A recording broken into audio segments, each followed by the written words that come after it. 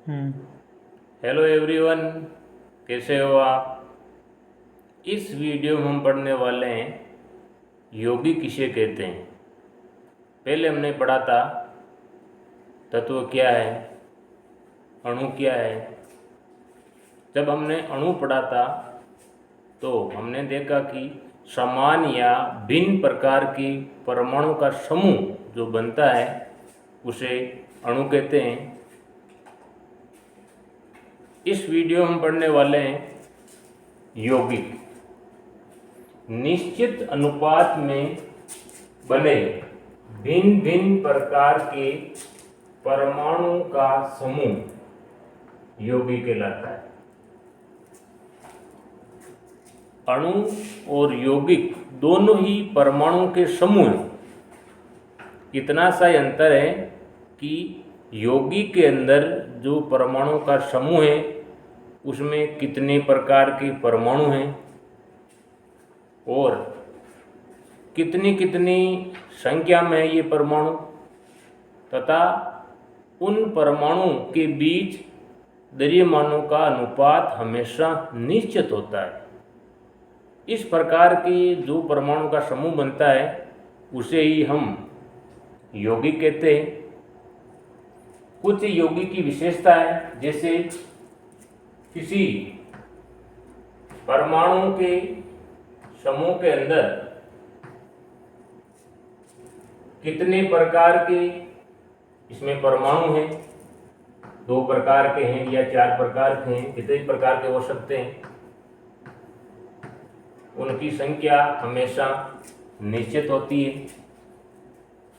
जितने प्रकार के परमाणु हैं उनकी संख्या भी निश्चित अनुपात में होती है।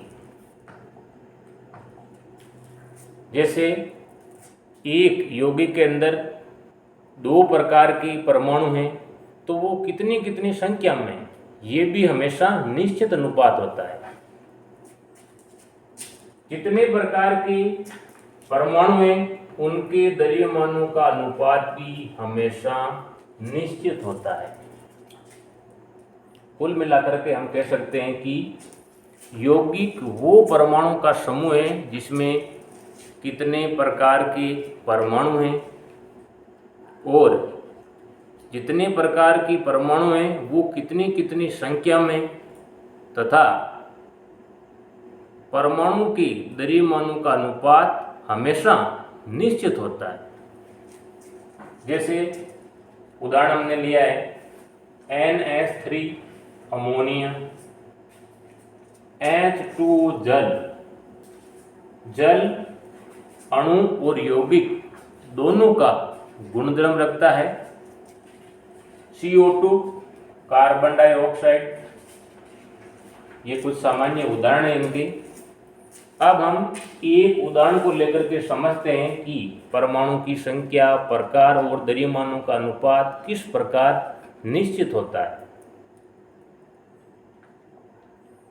जैसे हमने उदाहरण लिया NH3 अमोनिया का। अमोनिया यौगिक के अंदर कुल 4 परमाणु का समूह है। एक नाइट्रोजन का और 3 परमाणु हाइड्रोजन के।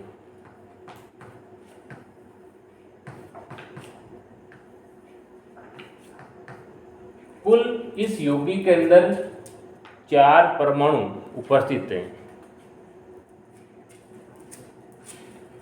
अमोनिया यौगिक के अंदर परमाणु की प्रकार, इस समूह के अंदर कुल कितने प्रकार के परमाणु हैं, तो हम कह सकते हैं कि 2 प्रकार के। एक नाइट्रोजन परमाणु, दूसरा हाइड्रोजन परमाणु, तो 2 प्रकार के।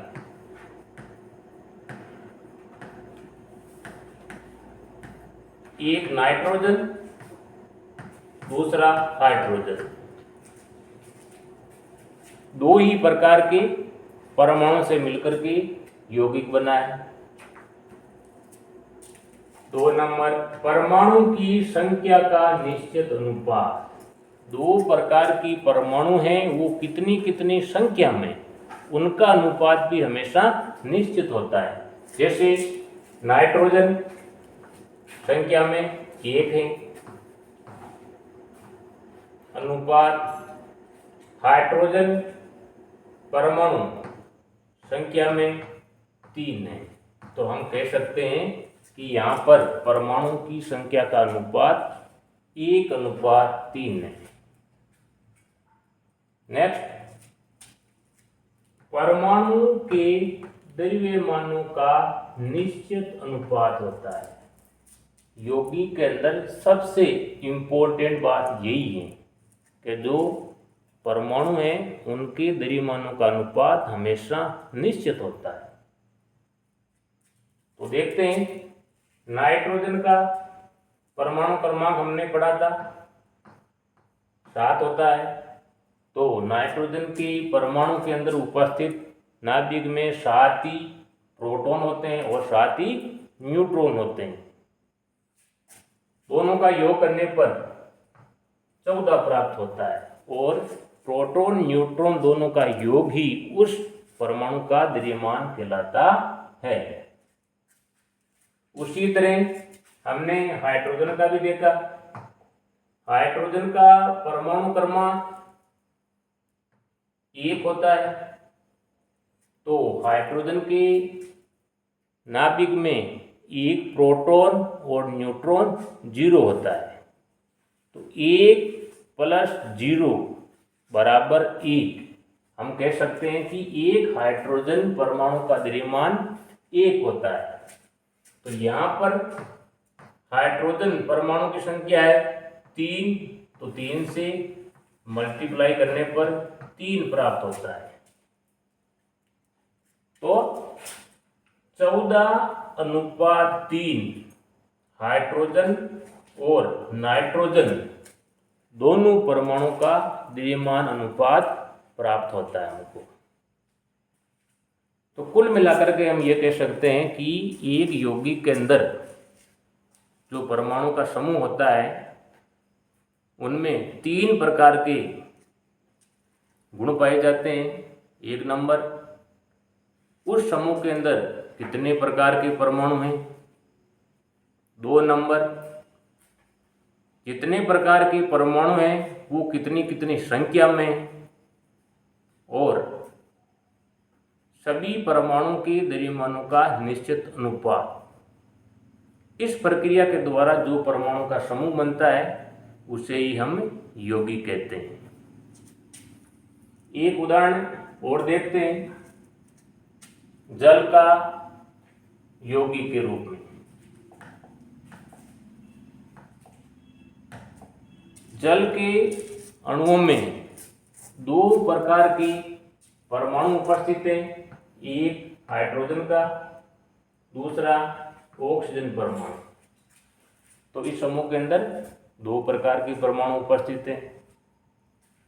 संख्या की बात करें तो हाइड्रोजन की संख्या 2 है, ऑक्सीजन की संख्या 1 है।